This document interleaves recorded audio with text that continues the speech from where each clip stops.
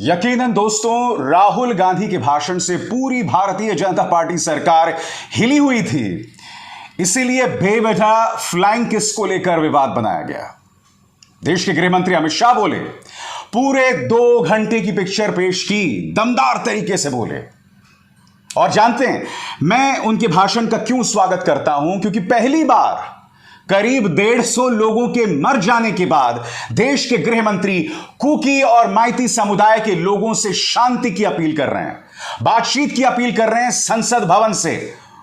वो अपील जो उन्हें मणिपुर में जाकर एक सभा में करनी चाहिए थी, एक प्रेस कॉन्फ्रेंस में करनी चाहिए थी, मगर देर आए दुरुस्त अमित जी, कम से कम आपने अपील की। कल 2 घंटे का भाषण था दोस्तों। कल भारतीय जनता पार्टी के तेवर में साफ तौर पर बौखलाहट नजर आ रही थी राहुल गांधी के भाषण को लेकर, मगर जो मुद्दे विपक्ष ने उठाए उसका बिल्कुल भी जवाब देश के गृह मंत्री अमित शाह ने नहीं दिया। आज एक एक करके वो मुद्दे मैं आपके सामने ला रहा हूं जो किसी पत्रकार ने आपके सामने पेश नहीं किए। मुद्दा नंबर 1, क्या अमित शाह ये बतलाने का कष्ट करेंगे, और यह मुद्दा कांग्रेस ने भी उठाया है, कि मणिपुर पुलिस यानी मुख्यमंत्री बीरेन सिंह के अंतर्गत जो मणिपुर पुलिस आती है उसने असम राइफल्स पर पुलिस केस किया है, एफआईआर की है। क्या आप जानते हैं असम राइफल्स के अंतर्गत कौन आता है? भारतीय सेना के जवान भी असम राइफल्स में होते हैं। यानी कि एक राज्य की पुलिस, एक राज्य की सरकार देश की सेना पर एफआईआर कर रही है। कल्पना कीजिए दोस्तों, यही बिहार के अंदर हुआ होता, यानी बिहार पुलिस ने या नीतीश सरकार ने कहीं भारतीय सेना पर एफआईआर किया होता। आप सोच सकते हैं यह मीडिया कितना बवाल करता, देशद्रोही बताता, उस सरकार को बदनाम करता। मगर मैं आपसे सवाल पूछना चाहता हूं इस मुद्दे पर, चूं कहीं सुनी आपने? सबसे बड़ी बात, कोई मीडिया इसकी चर्चा नहीं कर रहा। दूसरी बड़ी बात, देश के गृह मंत्री अमित शाह ने इस सीधे से सवाल का जवाब नहीं दिया। मैं आपको बतलाना चाहता हूं, पहले गौरव गोगोई जो हैं, जिन्होंने भाषण दिया था, उन्होंने बाकायदा एक अखबार का हवाला दिया है, Manipur police lodge FIR against Assam Rifles, यह आरोप लगाते हुए कि आपने कुकी उग्रवादियों को भागने दिया। गौरव गोगोई क्या कह रहे हैं? Manipur chief minister Biren Singh is making serious charges against the Assam rifles which is directly under Union Home Minister Amit Shah. The failure to control Manipur is increasingly put on the shoulders of Home Ministry. Will Prime Minister Modi act और put party over nation? साफ तौर पर यहां गौरव गोगोई सवाल कर रहे हैं कि बीरेन सिंह ने असम राइफल्स पर एफआईआर किया है, वो असम राइफल्स जो गृह मंत्री अमित शाह के अंतर्गत आती है। यानी कि कहीं ना कहीं अमित शाह के नेतृत्व पर बड़ा सवाल और उनके गृह मंत्रालय की संभालने की काबिलियत पर सवाल। क्या प्रधानमंत्री मोदी कार्रवाई करेंगे? मैं फिर सवाल पूछना चाहता हूं, कल जब सदन में बड़ी बड़ी बातें देश के गृह मंत्री अमित शाह ने रखी, तो क्या उन्होंने इस मुद्दे को संबोधित किया जो इतना गंभीर है? मुद्दा नंबर 2 आपके सामने, और यह बहुत ही गंभीर मुद्दा है दोस्तों। 2017-18 से, जब से बीरेन सिंह की सरकार आई है, जब से डबल इंजन की सरकार आई है, सरकारी आंकड़े बता रहे हैं कि ड्रग्स का कारोबार बढ़ा है और वहां पर जो वन हैं उन्हें काटा जा रहा है। क्या देश के गृह मंत्री अमित शाह ने इस सवाल का जवाब दिया कि ड्रग्स का कारोबार क्यों बढ़ रहा है? इस सवाल का जवाब देना चाहिए कि नहीं? जब से बीरेन सिंह की सरकार आई है, क्या ड्रग्स का कारोबार नहीं बढ़ा है? क्या वनों को नहीं काटा गया है? तीसरा अहम सवाल दोस्तों, लगातार मीडिया में खबर आती रही कि उग्रवादियों ने हथियार लूटे, पुलिस के हथियार लूटे। विपक्ष तो यह भी आरोप लगा रहा है कि जानबूझकर लूटने दिया गया। बड़ा प्रश्न, क्या देश के गृह मंत्री अमित शाह ने इस सवाल का जवाब दिया कि मणिपुर में आखिर हथियार क्यों लूटे गए? क्यों लूटे गए हथियार? यह सवाल है, यह सवाल उठना चाहिए। और देश के गृह मंत्री अमित शाह इस सवाल का जवाब ही नहीं दे रहे हैं। यह बात आपको अटपटी नहीं लगती दोस्तों?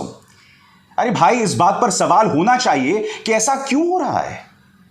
और यही वजह है दोस्तों कि कल राहुल गांधी ने सदन में यह गंभीर आरोप लगाया था कि आपने भारत माता का अपमान किया है, उसकी हत्या की है। हालांकि उनके इस भाषण को एक्सपंज कर दिया गया है लोकसभा से, मगर उनका यह भाषण कांग्रेस के ट्विटर हैंडल पर है। बात यहां नहीं दोस्तों, राहुल गांधी के इस ताने पर भी कोई जवाब नहीं आया जब उन्होंने अडानी का जिक्र किया। हालांकि अडानी का जैसे ही जिक्र किया, पूरा जो भारतीय जनता पार्टी है वो उठ खड़ा हुआ, बौखला गया। देश के गृह मंत्री कई और बातें भी कह रहे थे। मसलन उन्होंने जिक्र किया कलावती का, कि कलावती के घर जाके राहुल गांधी ने खाना खाया, मगर कलावती के लिए उन्होंने कुछ नहीं किया। कांग्रेस के नेता जयराम रमेश ने ट्वीट किया है जिसमें वो क्या कह रहे हैं, मैं पढ़ के सुनाना चाहता हूं।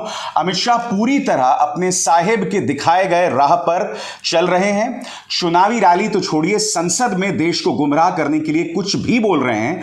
कलावती से मुलाकात के बाद राहुल गांधी ने उनके लिए क्या किया वो खुद बता चुकी हैं। आता आपल्याला राहुल भाऊनं आपल्याला भेट दिल्यानंतर आपलं त्यानं दालिंद्र दूर केलं, तर आपल्याला जरासं आता समाधानच आहे। 3 लाख रुपयाची पहिला चेकच दिली। बड़ा प्रश्न, क्या मीडिया यह सवाल कर रहा है? क्या मीडिया को यह सवाल करना चाहिए? दोस्तों, मीडिया क्या कर रहा था मैं आपको बताता हूं। आज तक पर देखिए, आज तक पर अमित शाह और प्रधानमंत्री नरेंद्र मोदी को वीरेंद्र सहवाग और सचिन तेंदुलकर के तौर पर पेश किया जा रहा है। राहुल गांधी के भाषण के दौरान जिस तरह से कैमरा लगातार लोकसभा स्पीकर ओम बिरला पर था, 37 मिनट में से महज 12 से 13 मिनट राहुल गांधी के चेहरे पर था। यह मुद्दा मीडिया को उठाना चाहिए था कि लोकसभा के अंदर हो क्या रहा है, मगर वो लोग प्रधानमंत्री को सचिन तेंदुलकर और गृह मंत्री को वीरेंद्र सहवाग बना रहे थे। और हां, चुम्मे पर विवाद। पहली बात दोस्तों, वो वीडियो मैंने दोबारा देखा था। ये नहीं समझ आ रहा है कि वो फ्लाइंग किस दे भी रहे हैं, और वो फ्लाइंग किस स्मृति ईरानी की तरफ नहीं दे रहे हैं। उनका जो फ्लाइंग किस जा रहा है वो लोकसभा के अध्यक्ष की तरफ जा रहा है, अगर उन्होंने फ्लाइंग किस दी है तो। मगर मैं एक सवाल पूछना चाहता हूं, फ्लाइंग किस से इतनी नफरत क्यों भाई? अब जाहिर सी बात है कि जब आप पिछले 9 साल से नफरत का पाठ पढ़ा रहे हैं, जब आप लोगों की नसों में नफरत भर रहे हैं, जहर भर रहे हैं, तो भाई फ्लाइंग किस से तो आपत्ति होगी। हालांकि मैं नहीं जानता हूं वो फ्लाइंग किस दी है या नहीं है, मगर हां, इनका ये पालतू पत्रकार देखिए किस तरह से चुम्मा पर पगलाया हुआ है। बस जुम्मा चुम्मा दे दे गाना रह गया था इसका, बाकी सब कुछ उसने किया। देखिए। Good evening and welcome. Rahul Gandhi has started blowing kisses in Parliament. Yes, he has. In 2018, he was winking and hugging. Now, in a very crude and cheap and vulgar act, he has blown what is colloquially called a chumma. He has put his hands together like this. He's actually done this, viewers. He has brought it to his lips. And then he started throwing a gesture of a flying kiss in Parliament. और बाकी media को भी tool kit मिल गया था। मरहूम त्यागी साहब ने जिस पत्रकार के लिए 2 शब्दों का इस्तेमाल किया था, वो क्या कर रहा था? फ्लाइंग किस का किस्सा क्या? Times now, women MPs fly complaint on Raga's flying kiss। इसमें इनकी बदमाशी देखिए। राहुल गांधी की पुरानी तस्वीर का इस्तेमाल किया गया दोस्तों। राहुल गांधी की कल की तस्वीर नहीं थी जिसमें राहुल गांधी कोई बात कर रहे हैं, जिसमें शायद किसी सभा में वो फ्लाइंग किस दे रहे हैं, नहीं दे रहे हैं, हम नहीं जानते हैं। मैं आपसे सवाल पूछना चाहता हूं, ये बदमाशी टाइम्स नाउ क्यों कर रहा है? उनकी किसी पुरानी वीडियो का इस्तेमाल, जहां दूसरी तरफ यह बात प्रमाणित भी नहीं हुई है कि संसद के अंदर उन्होंने वाकई फ्लाइंग किस दिया था, नहीं दिया था। हालांकि मुझे उस पर कोई आपत्ति नहीं दिखाई देती, मगर जो लोग नफरत में सराबोर होते हैं उन्हें फ्लाइंग किस पर भी दिक्कत है। मगर बदमाशी देखिए टाइम्स नाउ की, राहुल गांधी की एक पुरानी तस्वीर आप देख सकते हैं।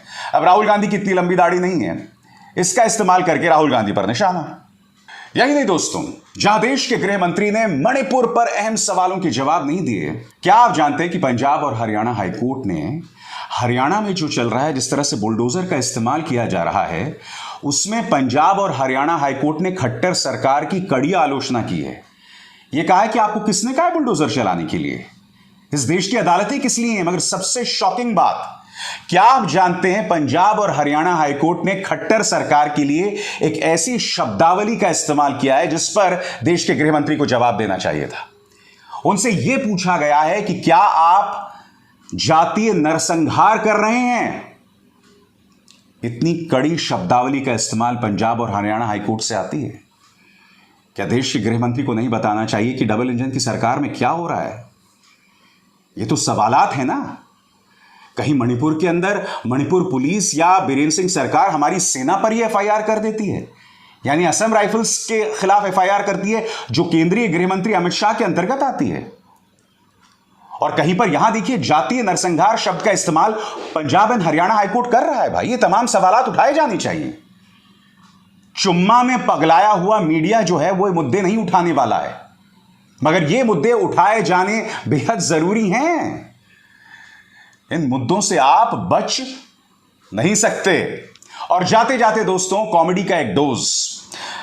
भारतीय जनता पार्टी के कॉमेडी सांसद हैं जिनका नाम है निशिकांत दुबे। अनर्गल वाहियात बातें संसद में कहते हैं कायर की तरह, क्योंकि वो जानते हैं वो जो बातें कहते हैं वो बाहर आके नहीं कह सकते, वरना उन्हें अदालत में घसीटा जाएगा, क्योंकि झूठ बोलते हैं कई मुद्दों पे। अब देखिए रवि किशन ने एक ट्वीट किया, क्विट इंडिया मूवमेंट। ये लोग कह रहे हैं भ्रष्टाचार भारत छोड़ो, परिवारवाद भारत छोड़ो। नीरज शेखर जो कि चंद्रशेखर के बेटे हैं वो कह रहे हैं परिवारवाद भारत छोड़ो। अमित शाह के पीछे ज्योतिरादित्य सिंधिया बैठे हैं और कहते हैं परिवारवाद छोड़ो। सबसे बड़ी बात, क्विट इंडिया मूवमेंट को तो छूने का अधिकार नहीं है बीजेपी को, क्योंकि आपके पूर्वज आरएसएस, सावरकर, हिंदू महासभा ने महात्मा गांधी के क्विट इंडिया मूवमेंट का विरोध किया था। यह हकीकत है, इससे बचिए मत। अभिसार शर्मा को दीजिए इजाजत। नमस्कार। स्वतंत्र और आजाद पत्रकारिता का समर्थन कीजिए, सच में मेरा साथी बनिए। बहुत आसान है दोस्तों, इस ज्वाइन बटन को दबाइए और आपके सामने आएंगे ये 3 विकल्प, इनमें से एक चुनिए और सच के इस सफर में मेरा साथी बनिए।